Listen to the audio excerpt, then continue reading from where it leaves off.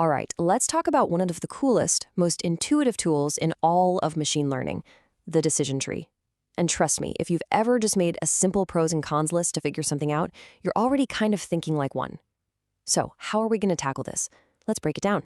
Okay, so first step, we're going to kick things off with a super simple guessing game. That's going to give us the core idea. Then we'll dive into the anatomy of a tree. You know, its roots, branches, and all that. After that, we'll get into how a tree actually thinks, and this is a big one, how we stop it from getting overgrown and out of control. And finally, we'll wrap it all up with the key things you really need to remember. All right, let's get started.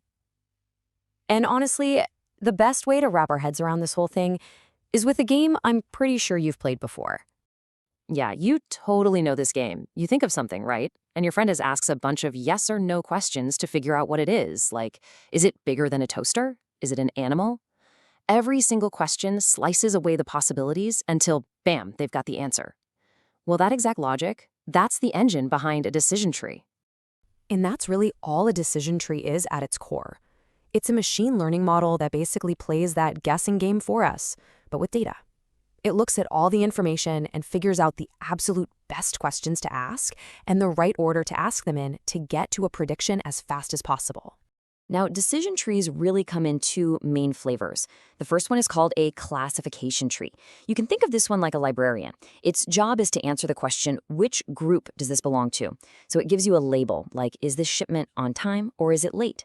The second kind is a regression tree. This one's more like a real estate appraiser. Its goal is to predict a specific number, to answer how much, like what's the selling price of this house going to be? Okay, so now that we know what a decision tree does, let's actually take a look under the hood and break down its parts. And you'll see it has a really logical structure, just like, well, a real tree. So everything kicks off at the root node. This is the big one. It's the very first, most powerful question at the top of the tree, the one that does the most work, kind of like asking, is it an animal in our game? The algorithm's whole job is to find that single best question in the data to start everything off. From that root, you follow a branch down to what's called an internal node. And these are really just the follow-up questions. So if the answer to, is it an animal, was yes, the next question might be, does it have 4 legs? See, each answer sends you down a different path, splitting the possibilities even more. And eventually, after following this path of questions, you're going to hit a leaf. A leaf is the end of the road. It's the final prediction. There are no more questions here, just the answer, whether that's on time for a delivery or predicting 1,250 units sold. So we've got the parts down, root, nodes, and leaves. But how does a new piece of data actually, travel through the tree to get an answer?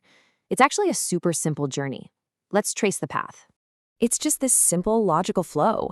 You take your new data point, let's say it's a specific order we want to check on, and you start right at the top, at the root node. You answer that first question, follow the yes or no branch it tells you to, and then you just repeat that process at every single node you hit along the way until you finally land on a leaf, and boom, there's your prediction. Simple as that. Now, decision trees are awesome, they really are, but they do have one big major weakness. If you just let them grow without any rules, they'll grow completely wild, and that creates a huge problem that you see across a lot of machine learning. Here's the thing, a tree that grows without any limits will start to basically memorize the data you first showed it, what we call the training data. It learns every single tiny detail, every weird exception, every outlier, which makes it look perfect on that old data. But the second you show it something new, something it's never seen before, it completely falls apart. It never learned the general rules, it only memorized the noise from the past. And this exact problem has a name. It's called overfitting. An overfitted tree is just way too complex. It's created a special rule and a whole new branch for every single oddball case it saw in the training data, and that makes it totally useless for predicting anything in the real world. So, how do we fix this? Well, we don't let the tree grow like a weed. We give it rules, or what we call parameters. You can seriously think of these like pruning shears for a garden. They help us trim the tree and keep it healthy and focused on only what's important. Let's look at the 3 most common ways we do this. First one up is max depth. This one's super straightforward. It just limits how many questions you can ask in a row. So instead of letting the 20 questions game go on forever, you might tell the tree, hey, you only get 3 questions. That's it. This forces the tree to stick to only the most impactful questions and keeps it from getting lost in the weeds. Next up, we've got min samples split. This rule says that you can only split a node, so you can only ask another question if you have a certain number of data points in that group to begin with. For example, if you're down to a group with only 2 items left, this rule might say, nope, that's not enough to ask another question. It stops the tree from creating special rules for these tiny, insignificant little groups. And our last big pruning tool is min_samples leaf.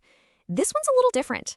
It says that any final answer, any leaf at the end of a branch, has to be based on a minimum number of examples.